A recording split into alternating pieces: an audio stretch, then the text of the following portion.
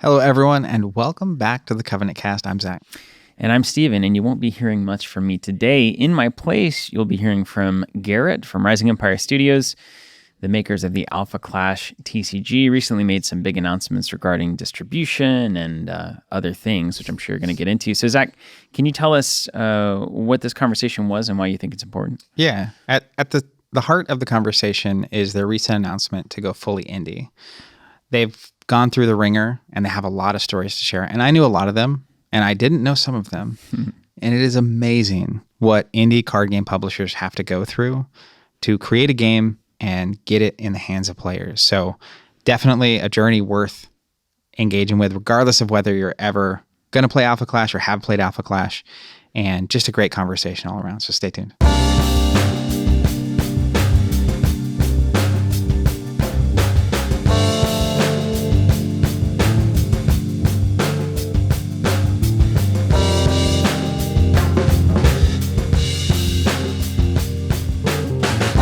Hi, Garrett. Thanks for being here. Yeah, thanks for having us. First question I have for you, for anyone out there watching or listening, who is Garrett and what does Garrett do at Rising Empire Studios? Can you give me your first take at that question? Who is Garrett? That's a big question. Yeah, you guys say how you want. You know? What I do at Rising Empire, title would be Chief of Operations. Okay. What that entails is a lot of things. As an indie studio and a small team that incorporates a lot of tasks, I would say most importantly would be logistical things, finances, and really just that path to keep the business on all projects. Ridge would describe me as more of a Swiss Army knife. We've talked about where I need to be able to do a little bit of everything and kind of plug the gaps for the team and pick up a lot of roles. I feel like with a title like that, it might be easy for people to think you have dozens or tens or hundreds of people at your command to execute, and operate this machine. You said small. Can you give me some context on what that means? Yeah. What does small mean for Rising Empire? Yeah. So we have 5 of the core members of our team and the ownership team that cover various tasks within the team that kind of head up different things, work together on things. And then beyond that, we've got somebody who's a dev for the TCG side. And then we have some play testers, a couple people that prospect some sales calls, and some people that help with conventions. But a lot of those people are crossing over multiple things as well. And so it's a pretty small team to accomplish a long list of goals and objectives. So at that size, is it fair to say you're kind of the catch-all? I would say that's, yeah. Ridge has his finger in everything. I have to be behind everything. I'm just being the catch-all for the things actually coming in. like taking things across the finish line. Yeah. Across the board. I would say like Ridge is the dreamer, and I'm have to steer the ship a little bit sometimes of the team. Well, I want to back up a little bit. So, I asked who you were. Yep. We'll focus in a little bit because we could go off the deep end pretty quick. What is I? Who is you?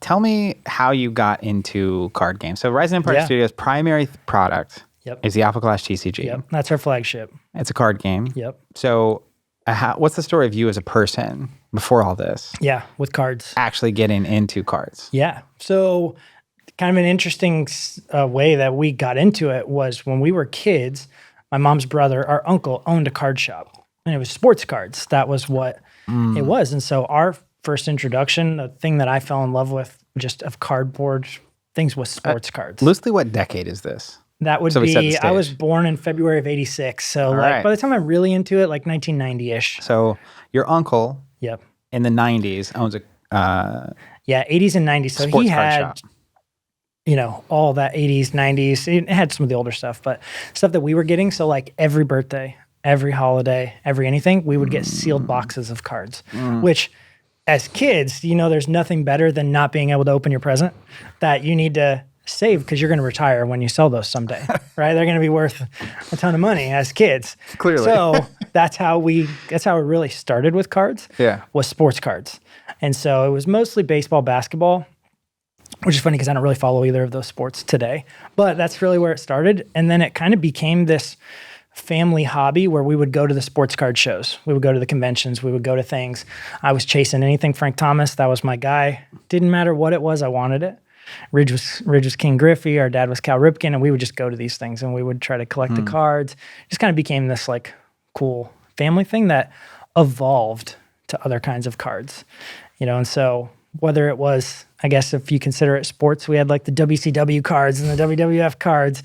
And like, I even laughed the other day, Ridge's kids were at my house and they were digging through like this old box of Beanie Babies that we had as kids. And in the bottom of it was a whole stack of like the Beanie Babies trading cards that I pulled out that apparently I didn't even know they made, but we have those. Yeah. And so just I didn't kind know of that like, existed. we liked cardboard, we liked cards, had all the binders, had to have all of them, do the whole sets, of the ones we were allowed to open. Yeah. And then I think as most kids, like about that time Pokemon hits, becomes a thing where there's like a new way for us to get involved with cards. And we never knew how to play the game ever Pokemon, but we had the cards. We had all the cards, collected them, traded them. We had our friends, our cousins, people. And that kind of was the genesis of like non-sports cards for us as kids that later turned into Magic and all these times where like a lot of my best memories is just us with our friends. We would get together on weekends and we would play for like 8 to 12 hours on a weekend. That's like we weren't out getting in trouble doing crazy things. Is like we were playing cards in our free time.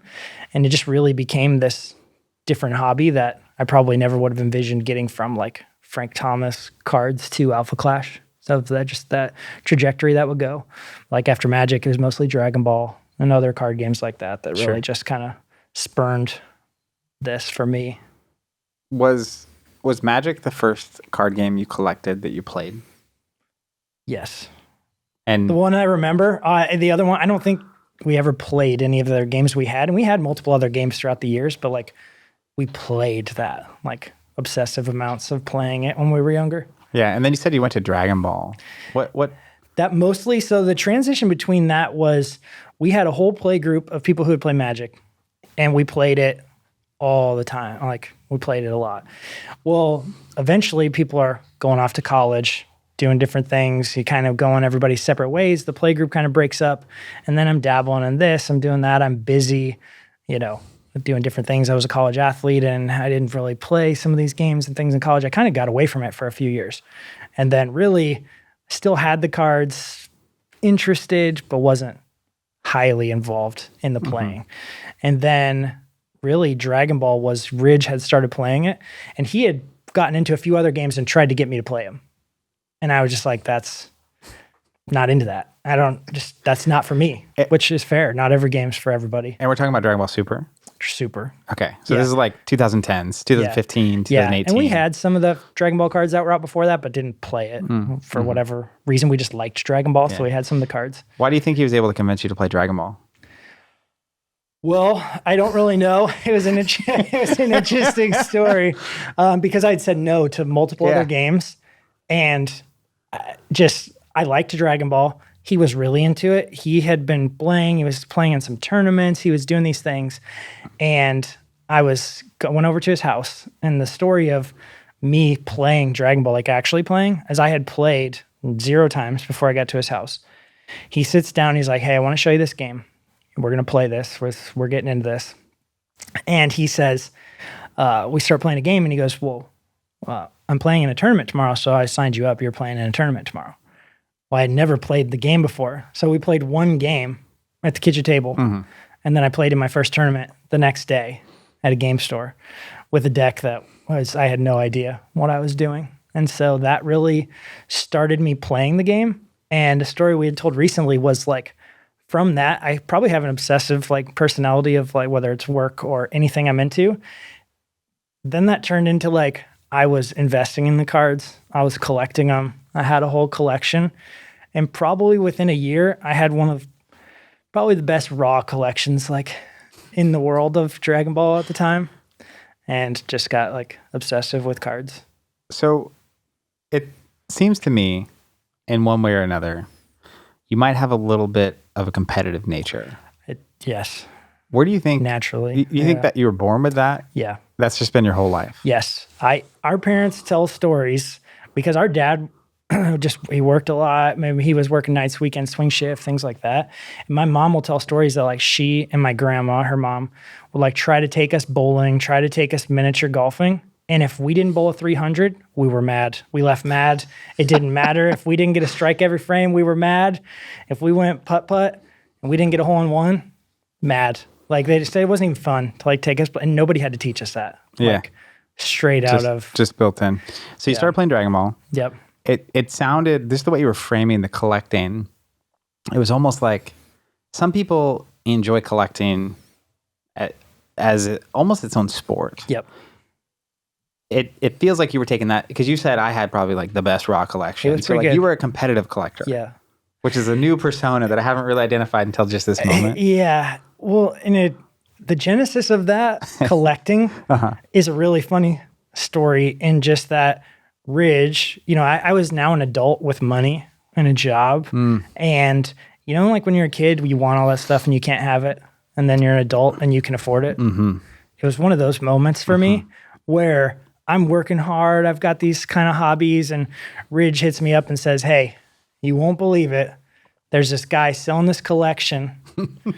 It's worth, 10 grand, and he'll sell it to you for $5. Like, you need to get this now." I was like, well, obviously I need to get that right now. Like, Clearly. Obviously I need that. Probably like all the cards I thought I was going to retire on when I was a kid. It just seemed like a great idea at the time. Do you still have those cards? I don't, which is also a really good story, actually. Yeah, because you said you couldn't open them, so you saved them, and clearly you're retiring on those early. Yeah, that didn't work out. Turns out that sports cards from the 80s and 90s, not the most valuable time to get into sports cards, like it might be now. So a lot of those sports cards are gone. But the Dragon Ball cards are gone too, which is a great story, because at this point in time of the story with Dragon Ball, I was working a full-time job. Overtime, full-time job, not Alpha Clash at the time. This hadn't even started yet. What kind of job was it? I was coaching Division I wrestling. So I came from World of Athletics. I'm working, very competitive. Yeah. And, working 68 hours a week, traveling, doing all these things. But I really like cards. And I'm getting this hobby, and I have all these things. And I start buying and selling and collecting, and I've got like 8 binders full of stuff. Not as much at that point. Yeah, because the game you're playing is collecting. Yeah, at that point I became collecting more than I was playing any game. And finally, it would be like I would work a 10, 12-hour day. I would get home. Ridge had helped me get set up on TCG Player. I was selling all these singles, and then it would be like I get home from work. I have to fill orders for the next 5 hours. Then I go to bed, and it was just Groundhog Day. Over and over, and I became like a card shop. And I was working a second full-time job to sell these collections so I could buy other ones and do these things. And finally, it's months into this, like more than a year. And I finally hit a bridge, and I'm like, I cannot do this anymore. I can't do it anymore. I'm like, I can either just keep it or I'm going to sell it. And I have to sell all of it, because if I keep some of it, it's this thing that I'm going to keep doing. I don't think I can just like have it. And not be moving it. And so he's like, all right, we'll sell it. He sets me up with this guy. It turns into me meeting up with this guy in like sketchy Walmart parking lot to sell off my Dragon Ball collection. And here's how I know I sold it way too cheap. The guy flew in, took an Uber ride about an hour from the airport to meet me, showed up to Walmart, went inside, bought suitcases, came back out, paid me, loaded up the suitcases, got in an Uber, and went back to the airport. So probably sold it a little too cheap, but that's how I got mostly out of Dragon Ball. I needed out. It became like not a good thing. Yeah. Yeah. It was a second full-time job, and like just a little unhealthy. And you would say that's part of your personality. Yes. That kind of like. Yeah. If I'm into it, I'm into it. You're really into it. Yeah. Well, let's talk about how in the world. So Ridge convinced you to play Dragon Ball. Yep. Which then leads to this, and you eventually get out. You know.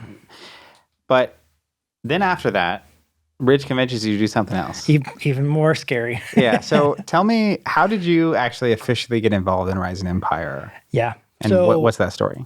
Back in 2020, 2021, during the pandemic, Ridge is furloughed at that time. He's got this idea for Alpha Clash. It starts with this whole vision of like this story and a game, and like what would happen if this game was mixed with this game, and what would it look like in a video game? And he's just telling me about it. And at the time, it's like, hey, it's that's like a phone call, or yeah, is this it's a phone call? Yeah. And it's like he's telling me about this character and this idea he has, and he just tells me, hey, one night I just woke up, I had this idea, I had to write it down, I had all these things, and I'm like, that's really cool. Like, That's really neat. Like and that just end of, I didn't think anything of it. And it just kept coming back up. He kept talking about it and kept talking about it. And I don't think that I ever envisioned any of this at that moment in time because I had carved out a very straightforward career path, a successful career path that I was enjoying, that I had just always, that's what I had envisioned for myself was this coaching career. And he's telling me about it and he's starting to win me over on it a little bit. And then it's like, hey, well, I'm going to build out this card. I have this card game idea. I'm going to build it out and let's just see what it is. And it starts with just pieces of paper on a table, kitchen table, handwriting stuff, playing it out. And he's like bouncing ideas off me. And he's talking to, at that time, Al and Efren and we can, other guys on our team. And Efren's drawing up the characters. He's a graphic designer. That's now one of our partners. Al, the guy who writes the story, the comic books, the novels, they're coming up with this whole story as Ridge is developing this game. And it's just kind of becoming, it's a thing. It's kind of becoming a thing. Like, as he first told me about it, I've sold this back to him, but I was almost a little worried at first. Like, hey man, you're furloughed. Like, you're telling me about these characters and this universe and you've got this whole other thing. And I'm like, you doing okay? Like, I don't know how you Can I get some of whatever you're taking, Yeah, whatever that is. I need some of that right now because he just had these creative juices flowing. And that's always been him, like an idea, a dream. He sees this thing and it's like, hey, we can just do it. Like, why can't we do it? What could go wrong? Like, what could possibly go wrong? Like, why not me? Hard, right? Which in the grand scheme of life, that why not me attitude is great. Like, that's why a lot of people are successful because it's why not me? Why wouldn't we do it? And so we just kind of fleshed it out and it turned in from paper cards to cardboard cards of actually printing on cardstock at home with a printer, playing it out. That's what a lot of people see now. They collect or have those little V1 test cards that we've kind of sent out. Those are the original cards that we kind of built the game around and tested. And at that time, he built out 8 like master sets of those. And so 8 of us each had one set. We didn't even all live in the same place. At the time I was in Colorado, he was in Las Vegas. But I had a set at home that I'm just goldfishing it out, playing, writing stuff, and he's like, as we're building it out, he's explaining like, I want this, I want that, we're testing this. It was like 3 sets worth of cards. The original design, there are so many things that you see in those V1 test cards that are coming out in set 3, 4, 5, 6 years later down the road because there's no way you could fit that into that early game, but he just saw it early. And it's cool to see that now. But at the time, it took me a little convincing to like really be in on it. Because at first it was more like, hey, I want to do this. I want to send this to Kickstarter, which I had never backed a Kickstarter before. I wasn't the person out backing Kickstarters. That wasn't me. We're seeing, obviously there's all other these games, they're having big success. You see, oh, this game's out there. They did $1 million on Kickstarter. And I'm like, why? Like that didn't even strike me that was a thing at that time, that was happening behind the scenes. Because to me, as just a person playing cards, it was the Magics, the Dragon Balls, the Pokemon. Like that was my frame of reference for trading card games largely. Sure. I wasn't into as many of the indie games, smaller games throughout the years. He was into a lot more of them than I was. So his frame of reference was a lot different than mine. Yeah. As far as that goes. So he starts this thing. Yep. And you're kind of concerned about him and it becomes more of a thing. But at some point you officially get involved. Yeah. So what was the breaking point there? Breaking point there was I had the cards, we started playing it, and it finally was like, I didn't really get it at first. Like just the universe, like how are we going to build a universe? Like how are we going to do that? I don't know what that path looks like. And then it literally happened where I sat down and I played the game that he was like, okay, play these 2 against each other. And I played it once and I was like, this is actually like if this was in the store and I played this, I like this better than the other stuff that's out. That was how it started for me. Was like, my first thought was, and that's not actually the reality, but it's like, well, if you just put the best thing out, if you have the best game, why wouldn't people want to play that? But that's when you not say how that's that not works. the reality, can you give me some context on that? Just maybe the most popular things aren't the best gameplay at all times. Yeah. and whatever that looks like. It doesn't even have to be cards. Yeah, It can be anything. Music, comic books. Yeah. It's like just because movies, just because it's the most popular doesn't make anything. it the best. Just because it's the most popular doesn't mean it's the best. And I played that and I thought, well, this is better. I like this better. This fits my game style, my gameplay experiences, the things that I like better than the other games I've played. Yeah. Yeah, we can do this. If you had to say, what's the most notable one thing? So if someone's listening to this and they've never played Alpha Clash, when you say you like it better, Yep. if you could say one thing, Only one that makes you like it better, what is it, and why? Why do you like that so much? Oh boy, I got like 5 things. So I'm gonna try to. I would say the best way I can put that would be sequencing, and the reason I say that is because that encompasses a few other things I like about it. I like the resource system. I like the speed. I like how punchy it is. I like that we have interactions between us on our turns. I like that my things can attack the turn it comes into play. And just when you put all that together, it completely changes the order that I play my cards, how I play them, how things are valued, whether I put it in, I attack, what I resource, and it just changes the sequence of like everything I do. It just seems to matter more. I'm having more fun. I'm interacting more with my cards and with your cards throughout the game. Yeah, I think punchy is a really good word for it. Yeah. It definitely has a pace befitting the indie hero theme. Yeah. Right. It's a lot of stuff going on very, very quickly. So, okay. So you play the game. You're like, hey, I'm in. Yep. But at that stage, what does that actually look like? At that stage, what that actually looks like is I partner with Ridge and these other guys. We form an LLC. We start a company. You put money into it. You and actually when is that? create a business. Loosely, what year are we in? You're in 21 going into 22. Okay, so pandemic hits. Yep. Ridge is furloughed. Yep. He has these crazy visions and dreams and ideas and aspirations. He convinces a bunch of other people to get involved. He starts building out sets and stuff. You play it. You're like, he's not crazy, actually. Yeah. Like, maybe there's something here. Then you form an LLC. 2021 is where we're at. Yep. Partners join. Yep. Okay. Then it turns into like, okay, how do we go from this? How do you go from this cardboard thing that you're handwriting on your table to people's kitchen tables, game stores, like whatever you think that's going to look like down the road? How do you get there? Right? And it's like, okay, here's Kickstarter. Go look at these other people who have been successful, whether it's card games or not. Let's study them. What do we want to be? And you try to formulate that and you start building out that pipeline. And then it's like, okay, where can we manufacture at? What does international manufacturing look like? What does American manufacturing look like? Shipping. Is that a Garrett problem to distribution. solve? That was a Garrett problem to solve at that point. Yeah. Ridge is over here dreaming, it's like, having fun, making cards. Hey, have you seen this deck that I made? And I'm like, did you see this rep from China I talked to at 1 a.m. to get a quote on this thing to make this happen? Yeah. Right? And so, no, he's obviously involved in a lot of that stuff too. But operations is always the like unsung heroes of every...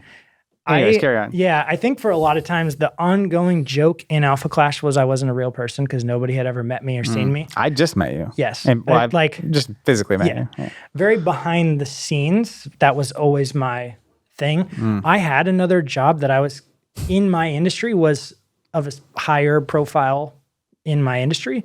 So like the fact that I was also doing this on the side, working for a few hours every night, getting up at 4 a.m. so I could work on it for 2 hours before I go to work, come home, work on it to like just help build this thing, wasn't really the spot for me to be the face of anything Alpha Clash. Yeah. Related. And now you have become more of a face recently, which we'll come back to. Yep.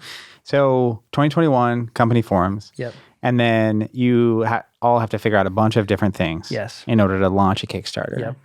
And give me the highlights from forming the LLC to the Kickstarter. Yeah. So then it was really, hey, we want this card game to come out.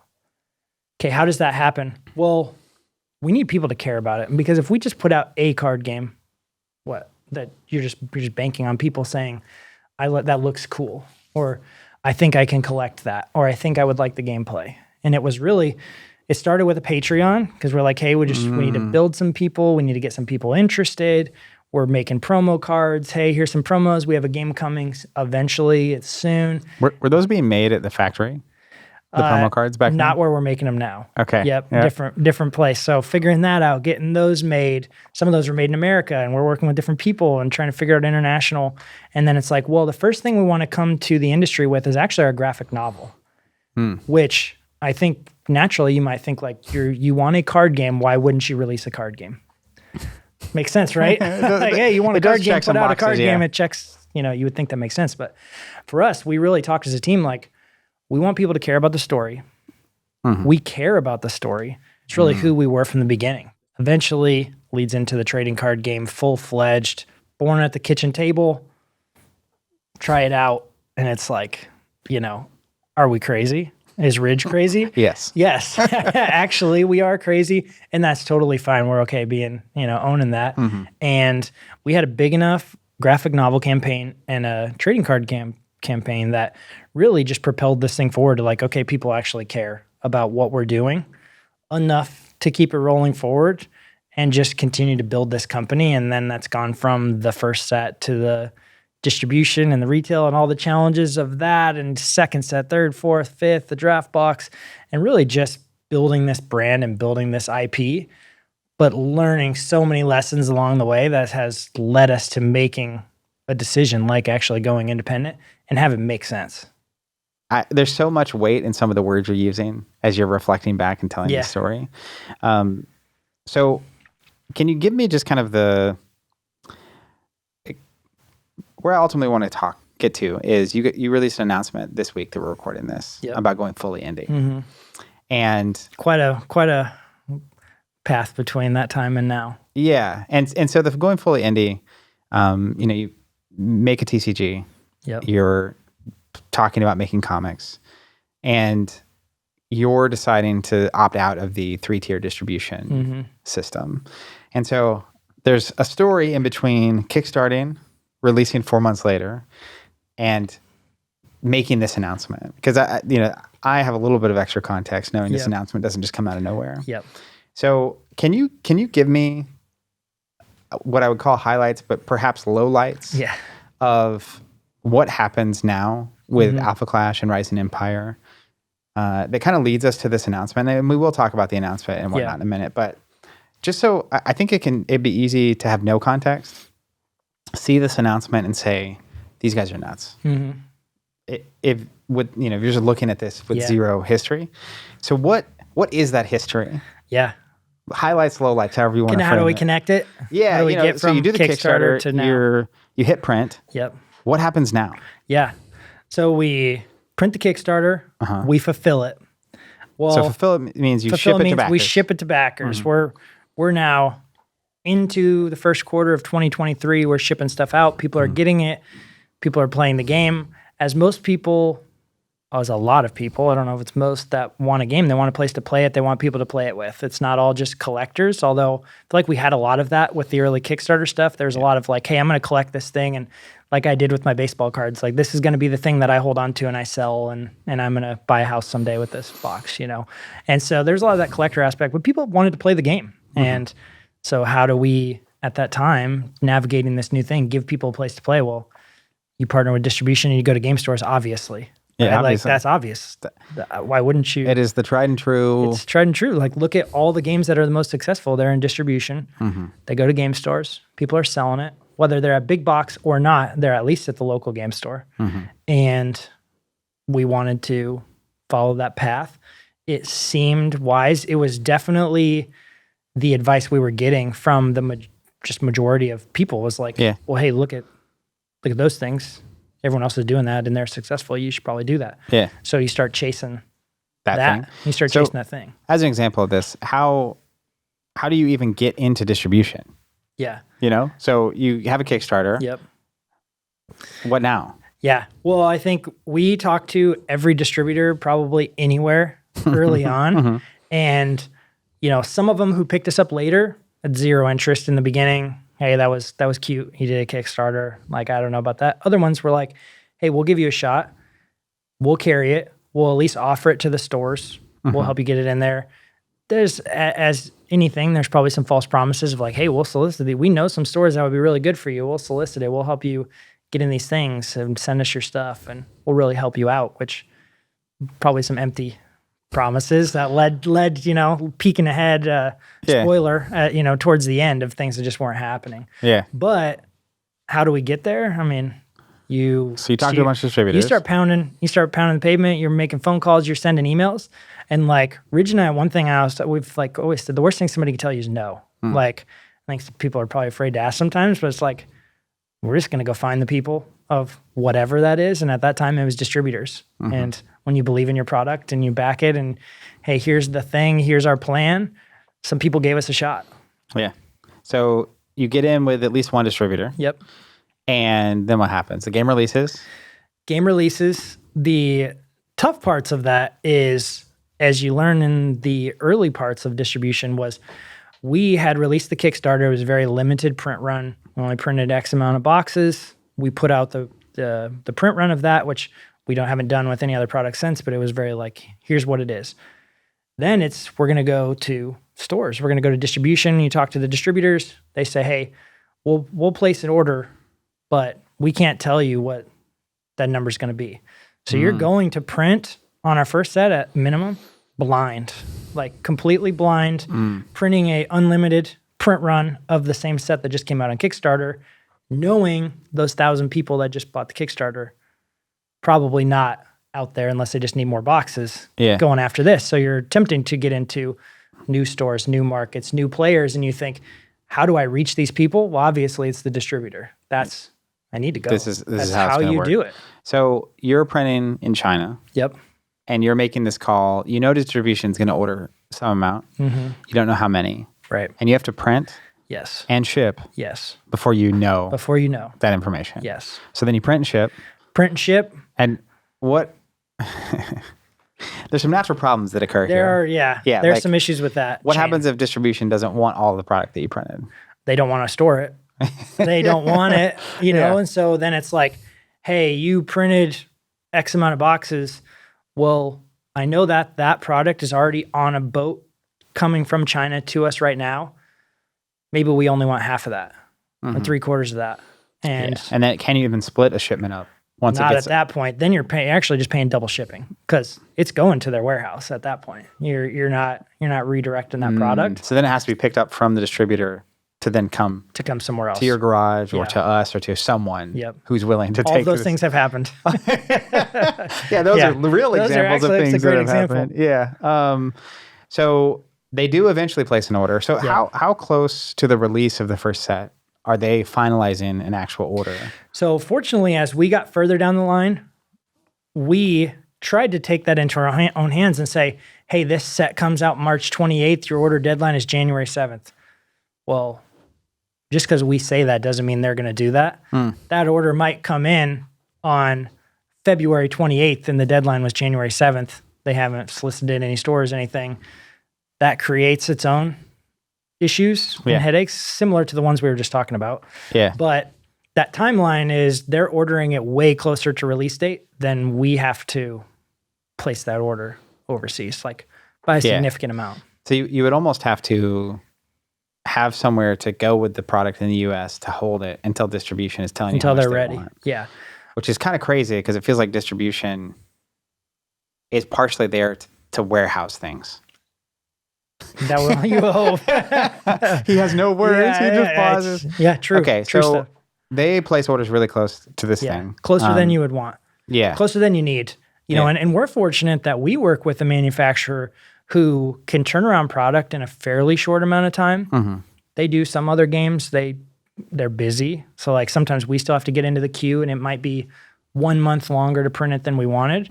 But we've met with other manufacturers over the time where it's like, hey, we need a 9-month lead time. We need a 12-month lead time versus weeks. So you're talking months. So we were in a fortunate position where we could still print it closer, but it wasn't near enough. That's not close enough. Yeah.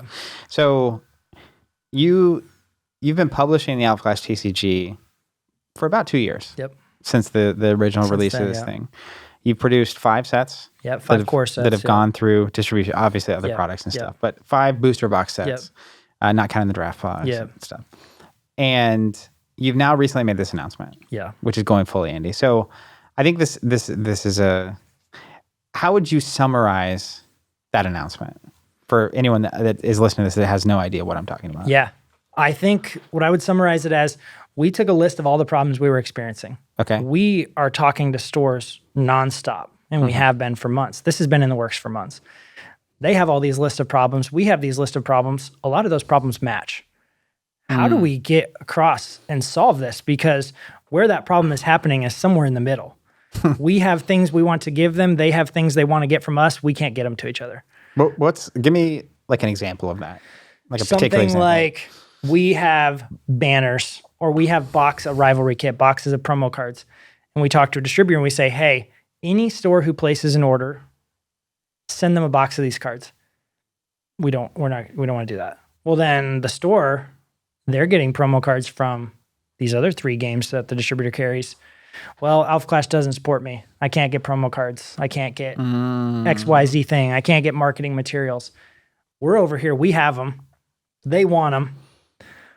We don't even know what stores carry the product. So we can't even just blindly ship to a store. Like, we have to look on Google, like, who carries Alpha Clash in Texas? Okay, these stores. Because the only people that have that information is the distributor. Yeah, obviously, they're not sharing their customer information with us. Yeah. You would hope, like, hey, there's stores in this state, we want to support them. So you're constantly having to adjust, like, okay, they ordered this many boxes. We printed this many. This distributor has 4 warehouses in America. They're shipping so many to each region. You can kind of map out, but not really. Yeah. You're mostly blind. Yeah. So you essentially, moving forward, you're going to be serving local stores directly. Yes. And you have a champion store program, which is part of this announcement. Yeah. So you announce you're not going to be using distribution anymore. Yep. For stores that want to carry and support Alpha Clash, they need America. They need to reach out to you directly. Yep. And they're going to work with you directly. So what's a champion store? Yeah. How's this going to work? Yeah. You know? Obviously, we're super excited about it, right? And so we've been meeting with stores privately for a few weeks and just, hey, this is coming. Here's the things we can offer. And it's been overwhelmingly, like, positive. You know, I think that the stores are hearing back from us the things that they're hearing that they want these problems solved. So if you were to just say, hey, what problems are you experiencing with distribution? It's products out of stock. I can't get it. I can't get the marketing materials. I can't get this. This other store is selling it for half price and they're releasing it a week before release date. All these things, like, well, every one of those is bad for us. Every one of those is bad for them. Right. And so that's that whole meet in the middle mark. Well, the champion store is designed purely to solve those problems. Yeah. That's just to get over those hurdles, make people feel supported, make them feel connected, make them feel like somebody actually cares. They're not a line item. They're not somebody on a spreadsheet. We actually know who they are. We talk to them. We converse with them. Us personally, you know, it's not through 8 layers of people and they have this different rep and those sorts of things. And we actually just genuinely care. And we hope that that comes across when we talk to them on the phone, when we meet with them on video calls, when we do those kind of things. And when they say, I want to feel supported and I want marketing materials, well, actually, we have your address. We're just going to send it to you every time a new set comes out. Or, hey, this guy, I see somebody on TCG Player has boxes posted for half price a week before the set releases. Well, that guy can't get product anymore.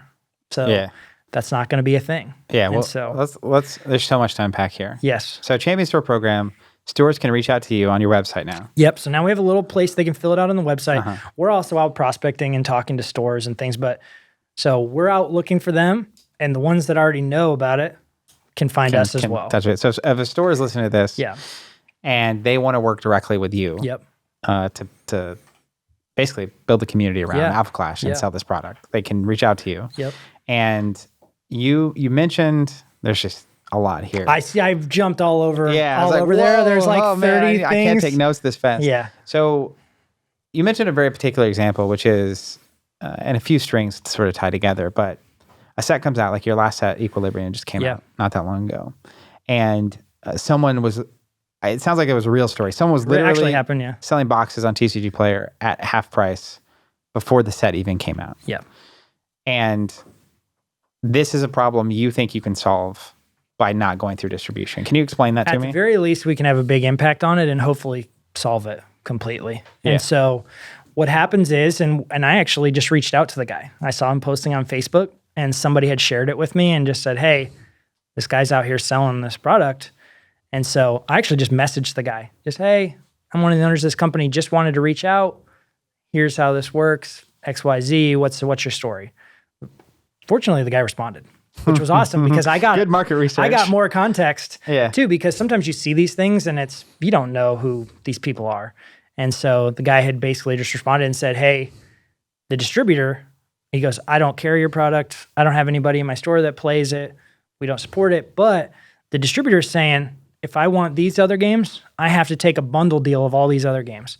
And he said, I just say yes to everything they ask me because I need these other products. So I'm carrying your product. I don't need it. I don't want it. I'm just going to post it online for what I paid for it and dump it. Well, that's not good for anybody involved in the game for him to need to get his money back, which totally respect the guy. Like, Yeah. he's doing what he has to do. The guy owns a business. He operates it. He wants these other games. Totally cool. Like, there are a million games. That's great. But the fact that the distributor is making them carry our product, you would think you made a sale. That's great, which is hard as a business in the beginning. People want to buy your product. Why wouldn't you say yes? You're a business. That's kind of the point. Unfortunately, when somebody buys it, posts it online for half price, especially a week before the set releases, it just becomes this race to the bottom where all the other stores, not only would they lack confidence in the game, but everything they're waiting on to post just became instantly devalued if you can get it for half price from somewhere else. And so the idea would be that we're cutting out those deep discount online retailers because it's now actually going to be people who support the game, where you realistically as a Champion store should be able to sell the product at MSRP. You don't have to post it even at 20% off or 30, any kind of MAP policy that might be followed otherwise. Yeah. So clearly there are trade-offs in either case, right? Yep. You've now had first-hand experience as an indie card game going to distribution. Yep. You can't reach out to the stores directly. It's hard to get them promotional materials. You're not in control. You get late orders. You can't control where the product goes. Yep. You have no understanding. If someone is breaking a street date or doing these kind of situations, that story is insane to me. Yeah, very true. Just happened. And it makes sense, right? Because it doesn't make sense. It's logical. Yeah. Because if I was a store and I had to buy 6 boxes of Alpha Clash to get the thing I really want and that actually makes me money, I would get the Alpha Clash in and sell it as quickly as I possibly could to get my money back. And distribution gets to make a sale. And so you're like, my sales are going up. This is great. But on the back end, it's like horribly bad. So you have first-hand experience with the downsides of going through distribution. And, I think we have an industry discussion channel on our Discord. After you guys posted the announcement, it went crazy. Yeah. So when there's something different happening or new, it's really easy for I think natural response, human response is like discomfort or disbelief. So what are the positive, in your mind, like what are the most positive trade-offs to being able to go direct? And can you paint me a picture of, you have a Champion Store program, you're cutting out distribution, what success looks like and why this is the pathway? I think there's inherently trade-off. I wish there was some system that was only upsides. Don't we all? Don't know why anybody hasn't thought of that yet, where you're not having to give something up to be this other thing. For us, success now looks very different in light of this. Just we're owning the indie, right? Like we are an indie studio. It's literally who we are. We're a small team. Success looks different. I think when you come into an industry, and we experience this a lot, sometimes people are pushing you that way and you feel other people's expectations, and who wouldn't want to be Magic at some level of hey, you're the biggest game, you do all these things, and every city you go to, people are playing your game, but that's great for them. But sometimes in your year 3, people want you to be someone else's year 30, and they think you have to be this thing. And that's just not realistic for us of what success looks like right now, or even what we aspire to be at this point. Yeah. Right. And so success for us is we care a lot about the stores, care a lot about the players. We care a lot about the health of our game, not just in terms of it's a healthy meta and people play a lot of things, but we understand the impacts of we're not in the secondary market, but we see it. We know how that affects stores and players and collectors and all kinds of people like that. Success for us looks like there are a lot of stores that say, heck yeah, I want that. If you hear it and you say, I can be supported. I can do these things. It's a pretty risk-adverse thing with our exchange program and all these things that we're doing for stores. And you want to actually have a relationship with a publisher. You want to actually be supported. Like, that is what success looks like for us. It doesn't have to be this wide net where we need to be in 1,000 stores in America. There's thousands of stores in America. Not all of them care about every game. They can't. There's too many games. Yeah. For us, success is we're in the stores that care about games like us. We're in the stores that care about indie publishers. We're in the stores that actually hear something like this and like, yeah, I want to be a part of that. That's what success looks like. That number changes, over time. If we get to the point that there's so many stores that think this is cool and we need to hire more people to manage more accounts, like, we'll deal with that hurdle when we get there. Yeah. But we're not there yet. So let me ask you this way, because I think a lot of time people define success numerically. Yep. And there's a lot of ways to define success. So if this move to go fully indie, and you've also made some really fundamental changes on the organized play side as well, which we'll get into in a second. Yeah. But let's say we get 5 years down the road and the things you're doing right now are successful. How do you hope, or what is it you're hoping that, we'll start with the retail, that your champion stores, how are they talking about Alpha Clash, or what are they saying? How do they describe Alpha Clash? Yeah. I hope that people describe it in the ways that we aspire to describe ourselves. We're fun and competitive. We want it to actually be an experience where people have fun in the stores with a game they can also be competitive with. And we want people to generally care. We're big on the lore. We're big on the comics. We're big on the story, the characters. For people who care about it and they want to dive into that next thing besides just play a game, we have that for them in a big way, with more big ways coming up. We're all in on the comic book thing. Yeah. And also just like genuinely that company cares about the stores and the players. And like, I hope that actually comes across as like genuine, whether it's on our phone calls or a video or an interview or something we do, because if we didn't feel that way, this would be the last thing that we would do is to spend hours a day calling stores and doing video calls and changing this business model. That's scary. Like, we have a thing right now. We have a business that like, we're selling booster boxes. We're on our 5th set. It's continuing forward. We have a business, but we're trying to be this thing that we're not and trying to fit this mold that we're not. And so it changes what success looks like when you just own what you actually are. Yeah. Well, to be clear, and you can correct me if I'm wrong, Set 5, your most recent release, you were selling enough product through traditional methods and et cetera, that if you sustained that level, you would be able to sustain Rise and Empire. Yeah, we would just moving forward. Keep moving. So you had already done, this is a little crazy of you actually. Yeah. So let me set the stage for this, right? You'd already done what so many people dream of doing. Yeah. That it is so hard to make a game, especially a card game. And not only did you make it, not only did you release it, you got to the point where we checked the box. You're not like buying an island or anything crazy, but you could keep doing this thing that you're doing. Yeah. And in that moment, you said, "Hey, this is great and all. This is not us." Yeah. So, and that led to seemingly the competitive changes that happened earlier this year. You mentioned fun plus competitive, which we will cover in a second. Yeah. Also leading to this going fully indie piece. So what was it, when you say it wasn't you, what does that mean?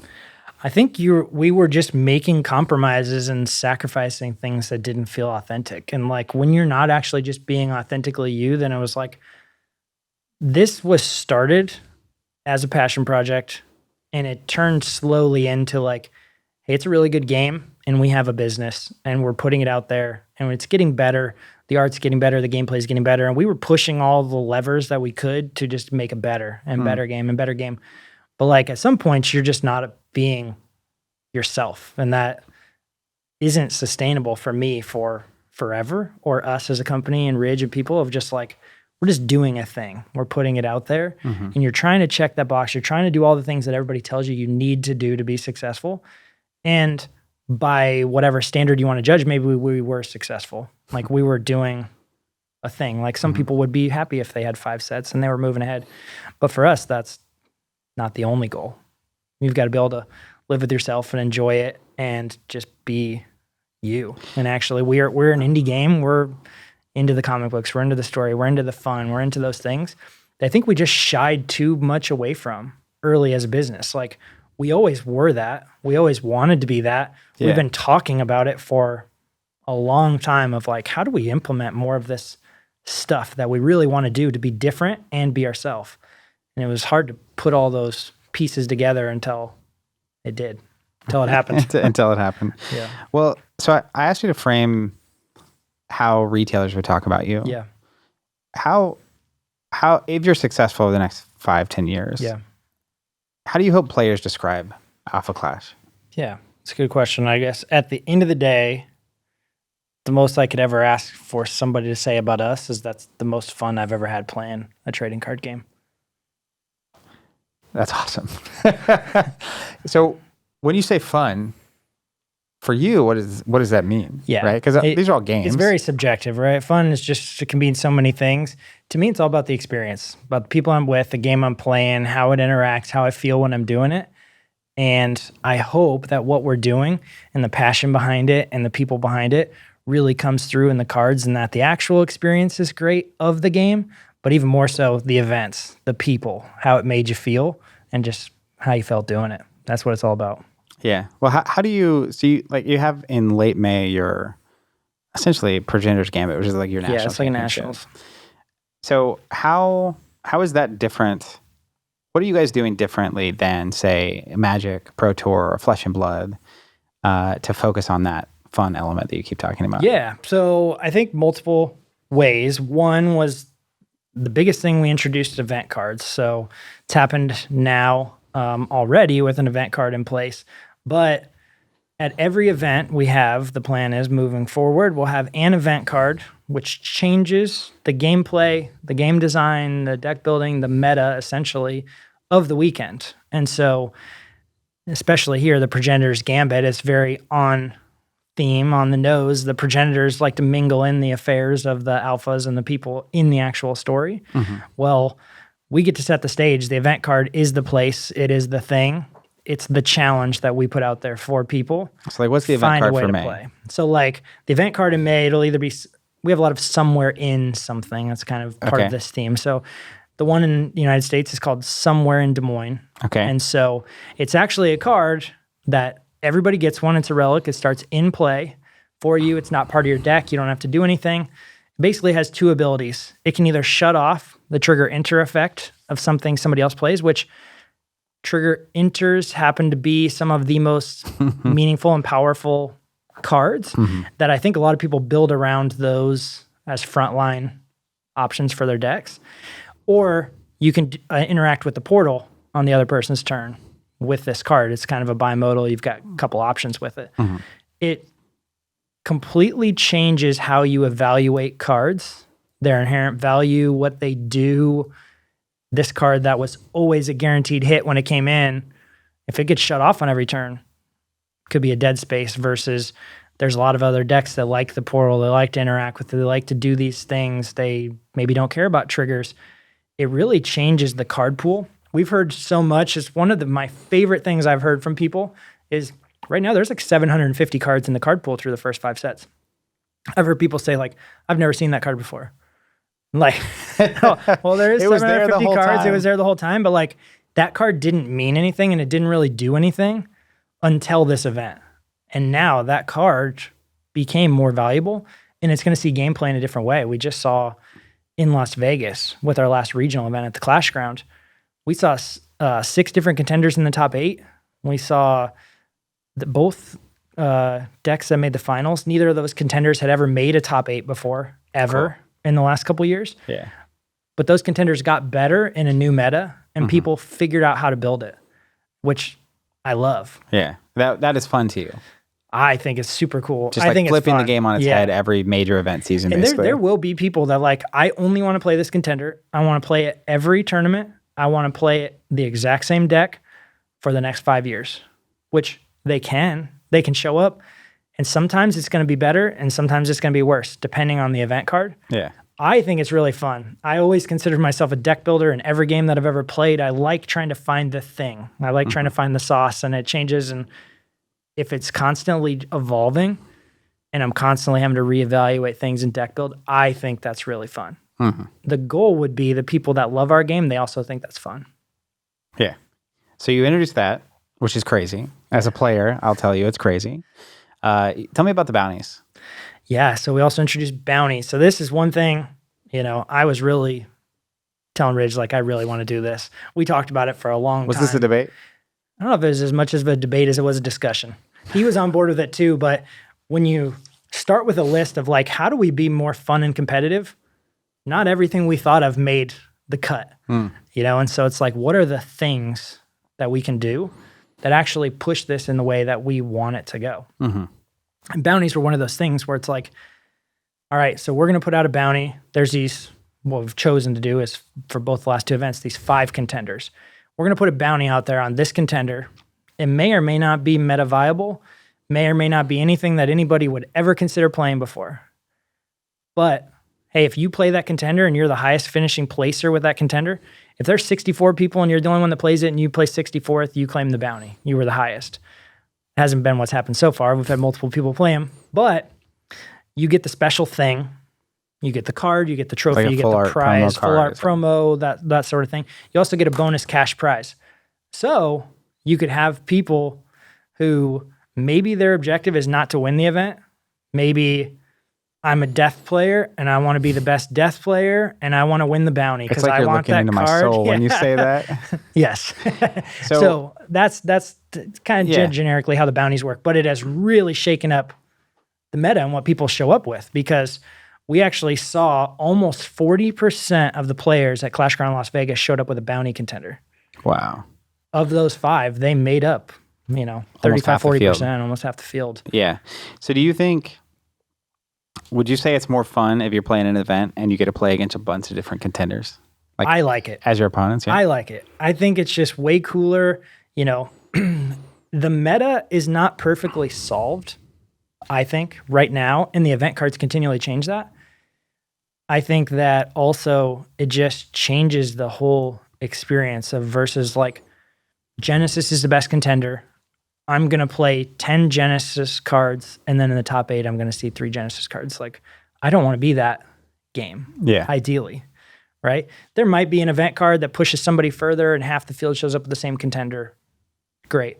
You're still going to see the bounties. You're still going to see the rogue decks. You're still going to see the other things, which I just think is really cool. Yeah, and then you'll flip it on its head the next time an event card's coming. Next time something comes out. So you had the event in Vegas and then Pasay as well, because you guys are big in the Philippines. Yeah. Which I love. You guys need Southeast shirts. Asia is booming right now for us. It's booming. But you have hosted an event under these changes. Because before that, would you say you were more traditional in terms of tournament, release model, structure, just the vibe of what was going on? So how did those events compare? Like from December's ClashCon, to March's Somewhere in Vegas event. Yeah. Was it more fun? I think the gameplay was more fun. I would say as an event, ClashCon was special. Mm-hmm. It was not only the first time we had done anything standalone, but it was just like, there was only 64 players, which is, we love that 64 people would travel the country just to show up and play a game on a weekend that we made at a table. Like in December in Charlotte. Really cool. Yeah. In December in Charlotte. But beyond that, we cranked that lever of experience where like you could come, you could hear Ridge talk, you could get sneak peeks, you could do presentations. Sure. There was free meals, there was booths and people doing stuff and board game demos and all these things where we just want people to come together, celebration of Alpha Clash, have a great time. Well, I think that part was better. Maybe a better comparison would be Vegas last year to Vegas this year. Yeah. Do you think it was more fun given the conditions you created with these changes? It sure seemed like it. Yeah. Being there. I mean, we flew out, we were in Vegas. We had prior engagements, so Ridge and I personally, we can only be there for 24 hours. So we flew in, we popped in, we saw some of the tournament, we had to head back to be somewhere else. Yeah. But just to hear the room and see people and walk around and see, of the 30 some players, there was, 16, 17 different contenders. Like, It's pretty cool. It's a pretty big spread for that size of an event. Yeah. And just the matchups and seeing a dad there with both of his boys and they're both playing in the event and all these people showing up and people watching and all the local, I just was really fun. Yeah. So these big changes obviously impact the, you guys seem to be hosting about 4 of these bigger events a year. Yep. Which is cool. I think as a smaller indie game, having these tentpole moments to go and be together as a community and play is really nice. But then let's loop this back around to the champion stores, right? Yep. So how do you bring about these changes locally, and is that tied at all to your decision to go fully indie to actually be able to execute that? Yeah, it's definitely tied together. And so part of the ways that it's tied together is through the organized play system. Okay. So we do have 4 levels of organized play, anywhere from a store level Awakening all the way up to Tier 2, Clash Ground, 3, Presenters Gambit or Pro Tour, 4 Worlds, those sorts of things. Awakening would be kind of like a store championship. Store championship, style. essentially. Yeah. And so the way that we're integrating those now with champion stores moving forward will be the only places that can host an Awakening. And so you'd be able to host a couple of those per year throughout a season. We'll give you a time frame. You pick the dates. Then what we actually do, and this has been really well received by these stores because everybody likes custom stuff. They like stuff with their logo, those sorts of things. It's something we're super agile. And as an indie, it's something we can offer that other people can't offer, generically speaking, is total custom promo cards, those sorts of things. So for an Awakening, the top 4 players get their invite to go to the higher tournament. So those people at the store that want to play, they want to move on, they want to go to Pro Tour, they want to go to Nationals, they can do that. It draws in people from other communities that want to win, they want to go do those things. But what we also do is we give them packs of cards, their own somewhere in a game store, a local game store, those types of cards we create, where actually we take their logo and we put it in the artwork of the card. And so, this first season coming up this summer, one of them is the storefront and it actually has their logo on the storefront. And then for each store, we change the logo and it's our characters walking in the store. And then the other one is actually our characters in the store playing games with our product on the shelf. And then they have a poster on the wall with their logo on it. And we change it out for each store. So you get a completely custom experience. Yeah. The goal would be, not only is it an event, right? Like you want to have events, you want to do those things, but we want to give people a reason from any game in your store to try our game and to build a community and give them something to just rally around. Yeah. And if you have these promos and you have these 10 players from X game over here and they love your store and they actually support what you're doing, well, hey guys, why don't you try this out? Here's a demo deck we got from Alpha Clash playing this event. Do you want this promo card with our logo and support us? And we know that once people get in the game and they try it and they have fun and they do these events, if they like those kinds of things and they like the stores that like those kinds of things, they're in. Yeah. And that's what it's all about. So earlier you said, you hope the retailers would say that you really care. Yeah. So this is an example to me. And you also talked about being indie and being small and being agile. Yeah. So one of the advantages of that seems to be you can do customized promo cards for your partner stores, partially because you are small and because there aren't thousands of stores that are doing it.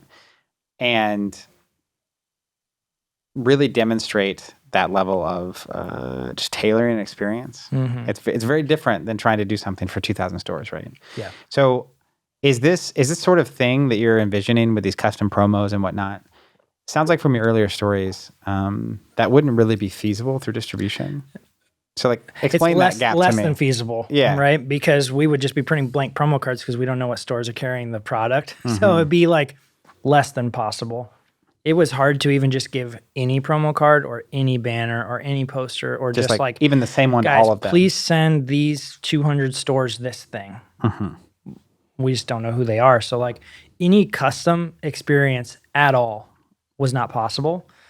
All the way down to a reorder wasn't possible because once the manufacturer order or once the distributor order product sold it out, if they don't reorder from us, those stores can't even get more product. And so it can really kill things there. And you're just not supported to any level. And certainly the customization at that point becomes nil. Just you can't even do anything about it. Yeah.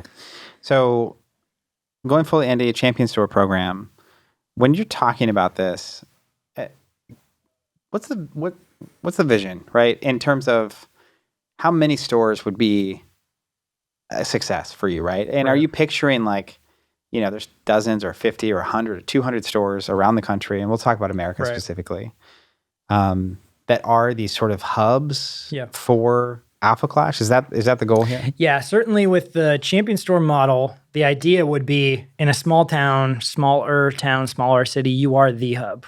You're the hub for the city. If so it's there really might be small, a hub it might in be Tulsa. Right. For the big, really big place, New York City, LA. Millions, like we have 2 in Las Vegas already, or places that it's sustainable to have 2 where they can each have their own communities. Then when they host a special event, those people cross over, those events are bigger, but they can have their own gameplays. That makes sense in those cities.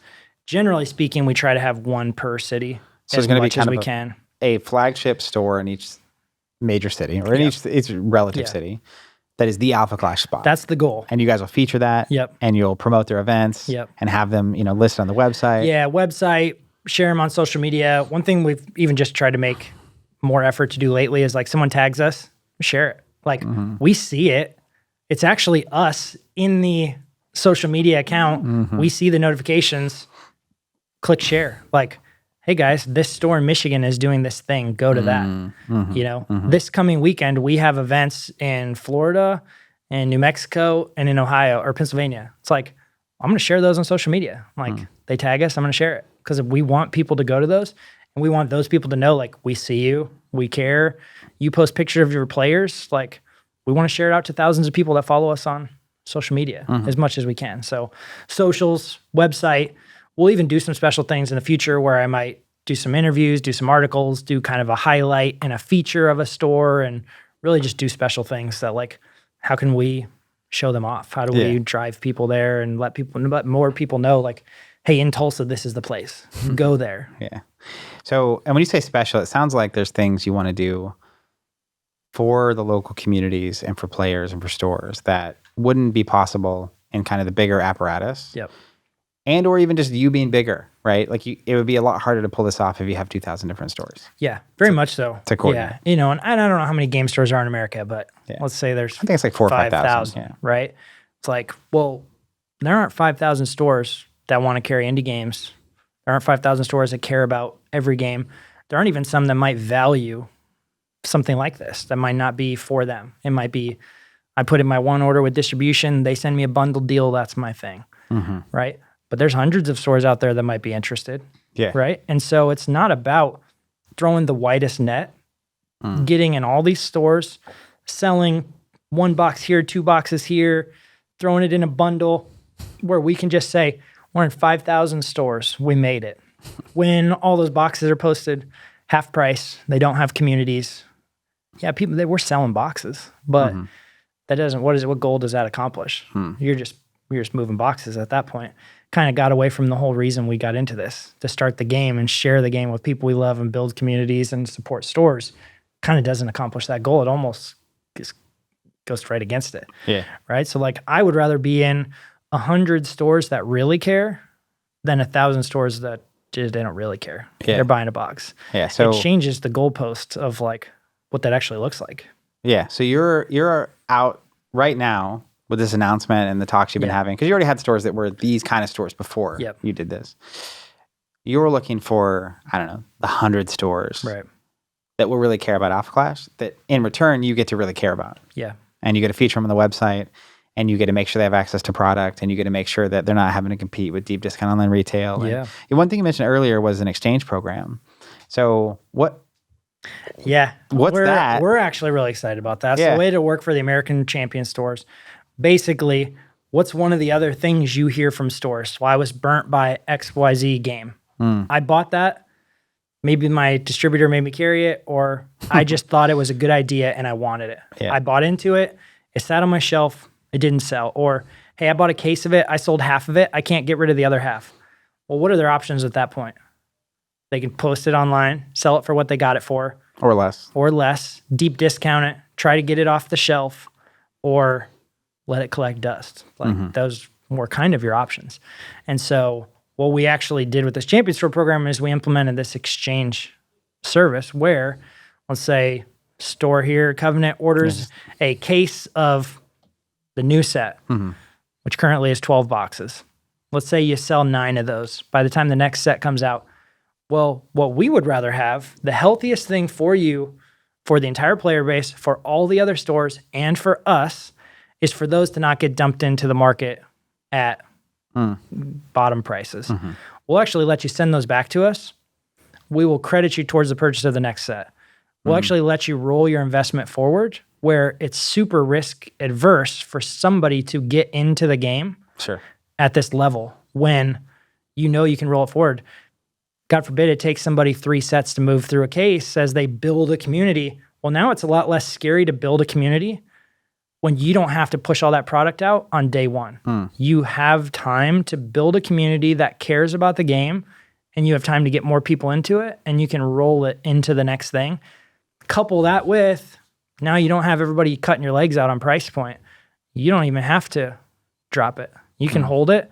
You're not incentivized to throw it out for less, knowing that in 3 months later when the new set comes out and your people want new product, you could exchange it for the new thing, right? So the goal is to be less scary, less risk, better investment for the store, for the players.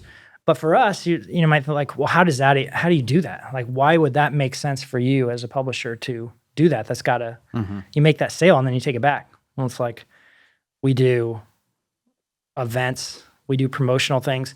We're onboarding new stores every day who want product from the last few sets. We might use it for a convention or for prizing or for those kinds of things where it's a marketing tool and a marketing expense for us. And there are people that get onboarded and want that product. So it's not dead product, but we can take it out of the market and just control that valve a little bit to make sure those other people aren't getting it that are going to hurt you. Yeah. Well, and it sounds like there's a confidence there, which is like, we know if you get our product and support it, it'll be successful for you. Yeah.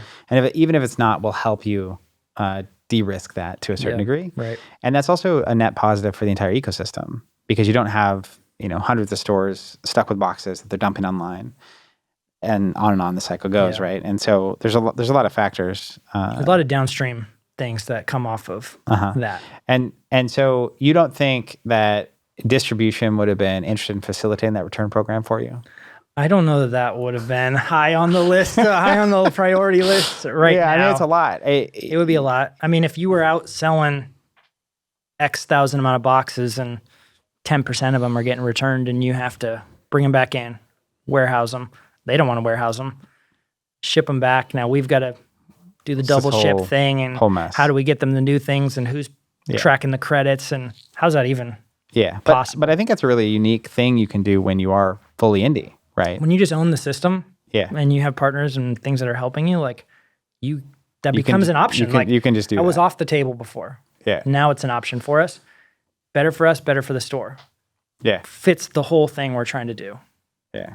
So if there are players out there listening to this who want to play I'll put it in Alpha Clash terms, want to play the most fun card game that you guys can cook up. That's right.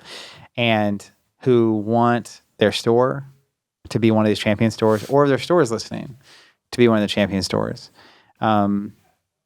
What's your recommendation for them?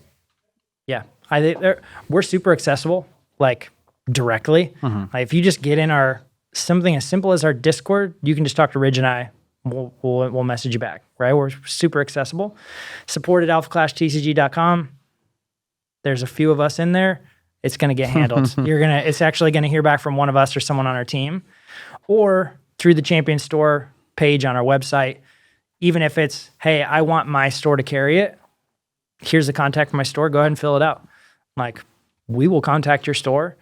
What we have found so far with the dozens of stores we've already met with and all the yeses we're getting, and as we get ready to, I've been waiting for this announcement to come out to like really get this going. But an introduction is everything. I mean, it goes a long way. What stores want to know when they carry product is anybody going to care about it? Do we have somebody here that's going to want to play it? Okay. Check the box. I have somebody that cares about it. These 2 people in my store have been talking about Alpha Clash. I know that if I buy some, they're going to buy it. They're going to come in. They're going to play. It's enough for them to take the call. Then once we get them on the call, that's where we've got to win them over. And what happens, we line out this program, and sometimes it might even be a little, I don't want to be on this call, and you can see it start softening it up, and they start hearing about these things. It's like, well, that actually solves a problem I'm having. That solves a problem I'm having. And if they like that, that's our kind of store. Yeah. So it seems like when you're talking to stores and you're outlining, here are the changes that we're making, and here's what we're capable of doing because this is how it's going to work. Because the trade-off for the store is that they can't just lump these things into orders from their standard distributors. Yep. And that has knock-on effects because they get free shipping with distributors at certain volumes. The more volume they order at distribution, the more they get of all the other products that they're buying. Yep. So if you're going to allocate it on like magic, a lot of times the way to get more magic is to buy more total volume from a single distributor, and they reward that. Absolutely. So there's a cost to them ordering directly beyond the inconvenience of some other system, right? Yep.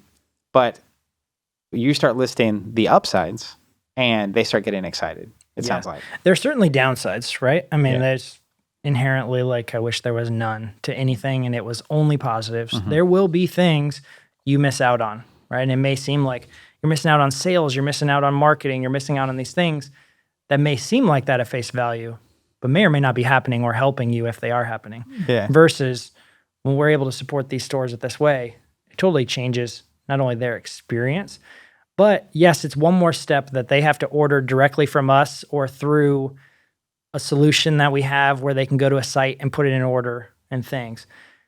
The shipping, we have free shipping on volume orders and things like that as well. So if that's a concern, we're able to, that's one question we're able to tackle right on the call, right? It's like, well, I get free shipping when I order these other things. Like, okay, done. Free shipping for that stuff. So you can kind of check that box as well. But the goal is that they hear those things and it sending in the extra order far outweighs what they're getting in return. You know? Well, it almost seems like the goal is instead of Alpha Clash just being another game on their order list, Alpha Clash is one of their primary games. Yeah. And for stores that are interested in having a primary game from a publisher who cares about not just the game, but also them, and isn't going to treat them like a spreadsheet, number on a spreadsheet or whatever. Yeah. Because you're doing so much. You have an exchange program, you have customized promos, you're the featured store in your area. We're only serving stores directly, so we're trying to cut down on deep discount online sales, and we're going to all these things that are happening, which is really cool. It's like a super novel approach. Yeah, and I hear it. I hear the feedback. It's like, well, how are they going to do it with 2,000 stores? Like, well, we don't have 2,000 stores, and at the point we have 2,000 stores, we'll have more help. We'll make sure that we tackle that, but that's not the goal. The goal is to support the ones that we do have. We're just going to be authentically ourselves. We're all in on this. We believe in this. The feedback we're getting from the stores we're talking to is they like it, right? And the ones that don't like it, that's okay, right? Like, that's okay. There are going to be stores that do like it. Is it a big risk? In some ways, because you're not going to move along at the status quo, potentially. Like, it's either going to be way better, it's going to be the same, or it's going to be worse. And it's going to fall somewhere in that range. For us, we're willing to take that risk. Yeah. To do what we want to do and to really just go support people in a meaningful way. Yeah. Well, much earlier you said basically expectations and promises that were not met. So I think that's the other,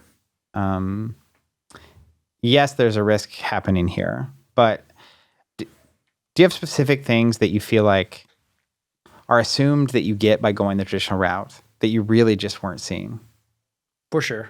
What are the what's the biggest of those? What are the biggest of those? I think that when you get into distribution, right, it's like you talk about trying to check the box, do the model, do the thing. That's obviously, look at these other games that are having success, where it's like, well, they must be soliciting the heck out of those games. They must be going to the stores, pitching it to the stores, and promoting. They must be selling it on your behalf. And it's like, that doesn't really happen, right? It's most of the time. Does it more happen like the bundle?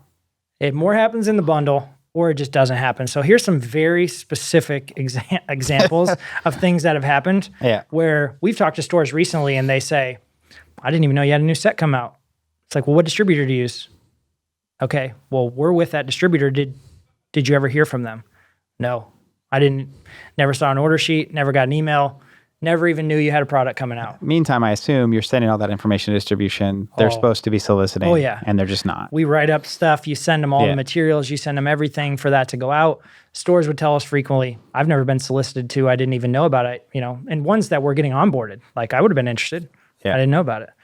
So like getting onboarded to your champion program. Yeah. But saying they never heard about it from one of these distributors. Didn't know about it before. So like, that's a very real thing that a lot of games outside of probably the major games are experiencing, where you get into this thing thinking, hey, we're a distributor.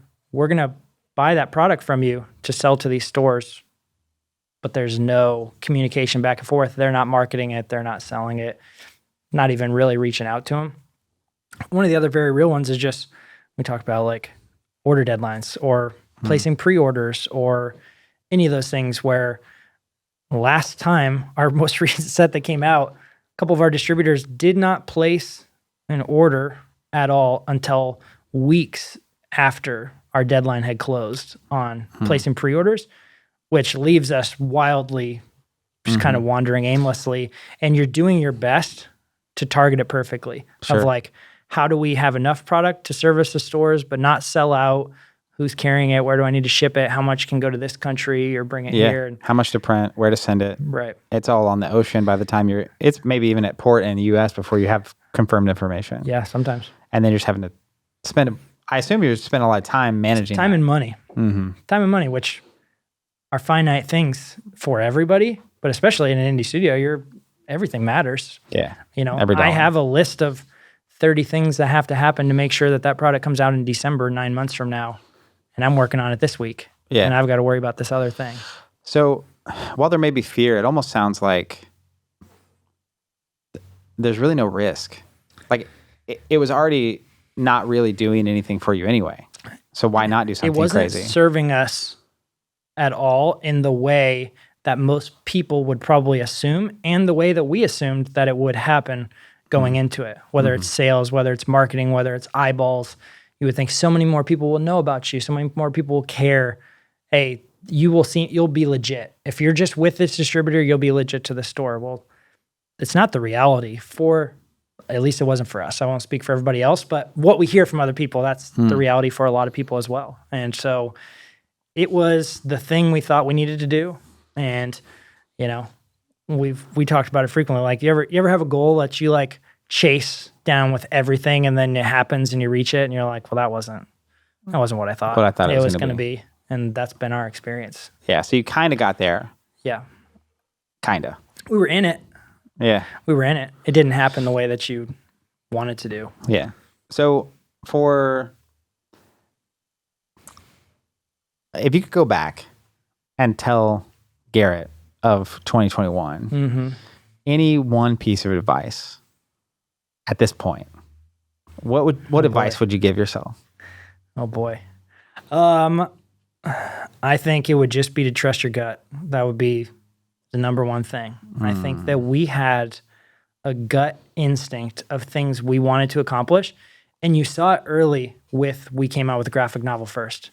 Yeah. We had some ideas for the card game. We wanted it to be fun. And you get in an industry, which we're more industry outsiders and people of different fields and high achievers of other things that have this maybe a strange amalgamation of a team that isn't like industry standard, and come together to put this thing out. And it's like, who knows what would have happened? But at the very least, I would have just trusted our gut from the beginning of like, just go do that thing. Don't try to fit the mold. Don't try to check the box. Don't try to be something you're not, because everybody around you in industry is telling you have to fit this thing, because we're inherently like disruptors as people. And then you get into an industry and you're like trying to swim in the same stream. This is the way it's done. That's the way that it's done. Like, people frequently tell us, whether it's this or other stuff or the event cards, like, you can't do that. Yeah. What do you mean I can't do that? What do you mean I can't do that? Like, yeah, we can. We're indie. Yeah. We're small. We can do whatever we want. Yeah. So, and we'll find the people that like it. That's the goal. And the goal is that it's just a better experience in the end, and that more people will like it than not. Well, and do you think if you trust your gut and you do what you want to do, earlier you were talking about this may not be for every store. Yeah. Or this may not be for every player. So are you is there any hesitation or fear around the idea that, you're going to do these things that some people love and some people really don't love? Yeah. What's your perspective on that dynamic? That's okay. That's how I feel about it. That's how I feel Yeah, about that's it. great. It's okay. Right? I mean, like, Do you think it's necessary in order to do something some people truly love? do I think it's necessary to do something that some people love? No. Do you think it's necessary in order to create something or an experience that people really love, that other people are going to hate it? Oh, I think that is a sweet spot for us. Like, rather than always just playing in the middle, if you're doing something that a group of people love and a group of people hate, the people who really love it are probably going to be even more into it. Mm-hmm. The people who don't like it, there are some other really good card games. Like, I like playing card games. There are other games that are good games. If you want this experience at a tournament and you don't want this experience and we're this one, like, this other one is out there. And that's totally okay. Because these are the people, it's easy to say we want to be for everyone. Because, like, that would be awesome. Every single person loves everything you're doing. Yeah. It's just it's not the reality that we live in. And we're going to serve up something that we think is cool, we think is fun, we think is good, and we hope other people like it too. Yeah. Yeah. And there will be people that like it. It's just a matter of how many people like it. Yeah. That's the goal. So my final question for you. If someone's out there listening to this and they aspire to one day make a card game, what piece of advice or recommendation or thought would you want to leave them with? Yeah. I would never tell somebody not to chase your dreams. I think as we got into this, there were a lot of people that we heard over and over, like, not going to happen. You're not going to make it. Like, this will never make it past Kickstarter. Well, they'll never make it past set 1. You'll never make it past 2, 3, 4, 5, whatever that is. You hear it over and over, just people telling you can't do it. Our attitude has always been, why not? Why not me? Why not us? And there's other people out there who feel the same way. I think also it's easy to think you can do it. It's easy to think you're the next one. You're the big one. And you underestimate how hard it is. It's actually really hard. It's really hard to do it. Not just to make a good game. Like, kudos to Ridge. Like, I think the game is really good. But all the other things that come with it, whether that's manufacturing or shipments or whatever, Retailers, managing a promo crew, cards, events, retailers, taxes, promos, events, shipping, logistics, salaries, events, so you name it. Like, actually running a company and starting a game are significantly different things that may or may not have matching skill sets. And if somebody wants to do it, that's great. Like, go for your dreams, go for your goals, but it's really hard. It takes more than you think. It's going to be harder than you think. It takes more money than you think. It takes more strain, more stress. Anything than you want to turn your hobby and your passion into a business. Yeah. What if it has been so difficult? A bonus question. What do you think keeps you going and the team? Yeah. Like, I have contacts because we work with a ton of indie card game publishers for a long time, and I know how difficult it is. So why do you guys keep going? Yeah. We believe in it. At the end of the day, it's as simple as that. We believe in it. We believe in the product. We believe in what we're doing. We believe in each other as a team. We frequently go back to, like, it's never going to be an issue of work ethic. It's never going to be an issue of try. Like, I refuse to be outworked. Our team, we're going to do whatever we can to be successful. I want to die before it's not successful. Like, we've said it before, but, like, actually, that's how we think, right? But at the end of the day, we just believe in it. And we think that if enough people get in front of the game and enough people get in front of us, that they'll believe in it too. And that's what keeps us going. Awesome. Well, Garrett, thank you so much for being on here. Thanks thank for you having for taking a chance. And I'm so excited about your new direction.